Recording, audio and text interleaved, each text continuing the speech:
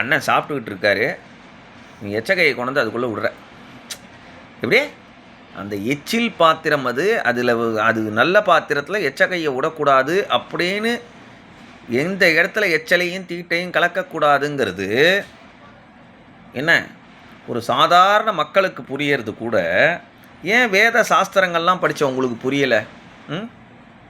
அதுதான் நான் கேட்குறேன். ஒருத்தராத்துக்கு பிரசாதம் எடுத்துன்னு போயிருக்கேன். அவாத்து பேத்தி சின்ன குழந்தை தான், கன்னியா தீட்டுன்னு சொல்லுவாள். தீட்டாக இருக்கா போல இருக்குது, பீரியட்ஸில் இருக்கா. ஒரு ஓரமாக உட்காந்துட்டு இந்த கேம்ஸ் விளையாடின்னு இருந்தா. ஓரமாக இல்லை, ஹாலில் நல்லா சோபாவில் உட்காந்துட்டு கேம்ஸ் விளையாடின்னு இருந்தா. மற்ற சேர்லலாம் பூரா திங்ஸாக இருந்தது. நான் அப்படியே நின்றுட்டே இருந்தேன். அந்த அம்மா வந்தா, வாங்கண்ணா நீங்கள் வந்து உட்காருங்கண்ணா அப்படின்னா. சரி, நான் அப்படியே யோசனை பண்ணிகிட்டே இருந்தேன், என்ன எங்கே உட்கார்றது என்ன ஏதுன்னு. அதுக்குள்ளே மாமா வந்திருக்கா, நீ கொஞ்ச நேரம் உள்ளே போய் உட்காந்துக்கோ அப்படின்னு சொல்லிவிட்டு அந்த அம்மாவே சொல்லிவிட்டு அவள் பீரியட்ஸில் இருக்கான்ட்டு.